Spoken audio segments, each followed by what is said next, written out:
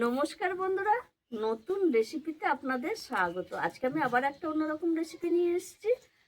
আজকে আমি একটা অন্যরকম জিনিস দেখাবো। আপনারা তো অনেক কিছু ভর্তা খেয়েছেন, কিন্তু আপনারা কি এই ভর্তাটা খেয়েছেন? যেটা দেখাবো সেটা দেখে বলবেন এটা হচ্ছে কি পাতা বলুন তো। এটা হচ্ছে শিম পাতা। আজকে আমি এই শিম পাতারই ভর্তা করে দেখাবো। আপনারা খেয়েছেন কিনা সেটা কমেন্টে জানাবেন। আমি কিন্তু কোনোদিন খাইনি, আজকেই প্রথম তৈরি করব। আর এই কচি কচি শিম পাতা নিয়েছি, এই শিম পাতার ভর্তা করে দেখাবো। আর কিভাবে ভর্তাটা করি প্রথম থেকে শেষ পর্যন্ত ভিডিওটা দেখবেন, স্কিপ করবেন না। ভিডিও ভালো লাগলে লাইক শেয়ার সাবস্ক্রাইব করতে একদমই ভুলবেন না। আর ভর্তার জন্য আমি নিয়ে নিয়েছি এখানে শিম পাতা, কচি কচি শিম পাতা এক ঝাঁঝরি নিয়েছি। আর পাতাগুলো একটু কচি কচি নিয়েছি, এই পাতাগুলো একটু কচি কচি নিতে হবে। নিয়ে নিয়েছি নুন, রসুন ছাড়িয়ে নিয়েছি, লঙ্কা, কাঁচা লঙ্কা, পেঁয়াজ কুচি, সর্ষের তেল, চিংড়ি মাছ। চিংড়ি মাছটা আমি ঘরে ভেজেই এনেছি, শুকনো লঙ্কা, হলুদ গুঁড়ো, কালো জিরে। আর কিছু লাগবে না। এবার এই যে এই শিম পাতাগুলো আমি একটু এরকম ছাড়িয়ে নেবো, ডাঁটি থেকে ছাড়িয়ে নেবো। এই ডাঁটিটা দেবো না, ডাঁটিটা শক্ত অংশটা দেবো না, এই পাতাগুলো ছাড়িয়ে নেবো শুধু। দেখুন বন্ধুরা, শিম পাতাগুলো আমি একটু মানে ডাটা ছাড়িয়ে নিয়েছি। এই দেখুন সব ডাটাগুলো ছাড়িয়ে নিয়েছি। এবার আমি একটু কেটে কুচিয়ে নেবো। আর শিম পাতার সঙ্গে শিমও চলে এসছে, এই দেখুন বন্ধুরা।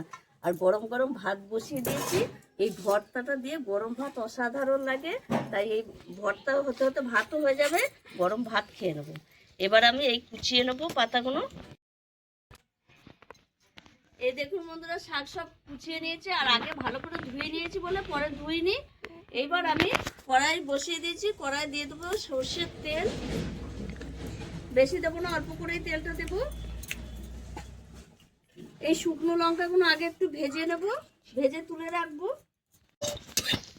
এই দেখুন বন্ধুরা, শুকনো লঙ্কাটা ভাজা হয়ে গেছে, তুলে নিচ্ছি।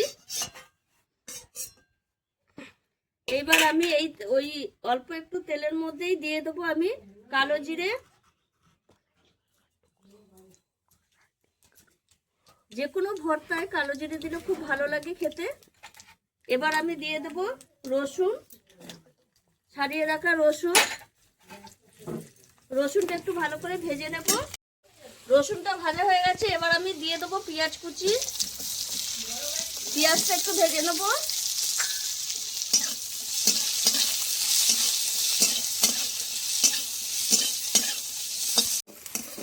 এই দেখুন বন্ধুরা, রসুন পেঁয়াজ ভাজা হয়ে গেছে। এবার আমি দিয়ে দেবো এই শিম পাতা যে কুচিয়ে রেখেছি, পাতাটা দিয়ে দেবো এর মধ্যে। আর এর মধ্যে দিয়ে দেবো আমি সামান্য একটু নুন, অল্প করে, আর একটু হলুদ গুঁড়ো দিয়ে এটা একটু ভালো করে একটু মানে ভাজা ভাজা করে নেব। দেখুন বন্ধুরা, এই দেখুন আমি শাকটা একটু মানে শিম পাতাটা একটু ভেজে ভেজে নিয়েছি। আর এতে সেদ্ধও হয়ে গেছে, আর ভালো করে একটু নরমও হয়ে গেছে, ভাজাও হয়ে গেছে। এবার আমি নামিয়ে একবারে শিলে দিয়ে দেবো।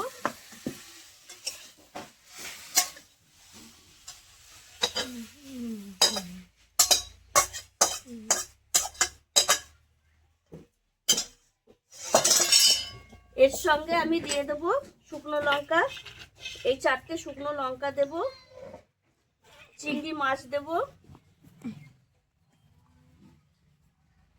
কটা চিংড়ি মাছ গার্নিশের জন্য রাখবো। এই শুকনো লঙ্কা চেয়ে সামান্য একটু এর মধ্যে নুন দিয়ে দেবো,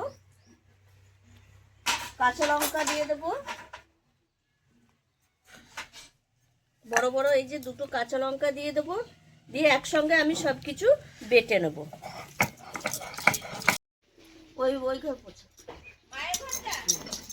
দেখুন বন্ধুরা, আমার পাতা সব বাটা হয়ে গেছে। আর দেখুন কতটা হয়েছে, আর কত সুন্দর একদম মিহি করে বেটে নিয়েছি। এবার আমি এর মধ্যে একটু এই যে সবকিছু তো দেওয়াই আছে, নুন হলুদ যা মশলা দেওয়ার, এর মধ্যে আমি শুকনো লঙ্কা একখানা দিয়ে দেবো এরকম। আর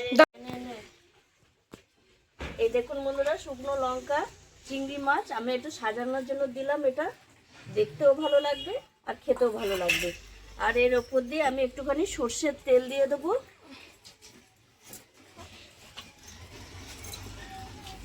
সর্ষের তেলটা দিয়ে দেবো, মেখে এর মধ্যে খেয়ে নেবো, অসাধারণ লাগবে একটা। বন্ধুরা আপনারা, আমি যেভাবে শিম পাতার মানে ভর্তাটা করেছি, আপনারা একবার এই রেসিপিটা একবার করে খেয়ে দেখবেন, অসাধারণ লাগে। আর আমি যেভাবে করেছি খুব সহজ পদ্ধতিতে দেখিয়েছি। আপনারা তো অনেক কিছু ভর্তা খেয়েছেন, এই ভর্তাটা একবার খেয়ে দেখুন, দারুণ লাগে গরম গরম ভাতে। আর আমার এই ভিডিওটা যদি আপনাদের ভালো লেগে থাকে তাহলে লাইক করবেন, শেয়ার করবেন, সাবস্ক্রাইব করবেন। আবার দেখাবে একবার ভিডিও। টাটা।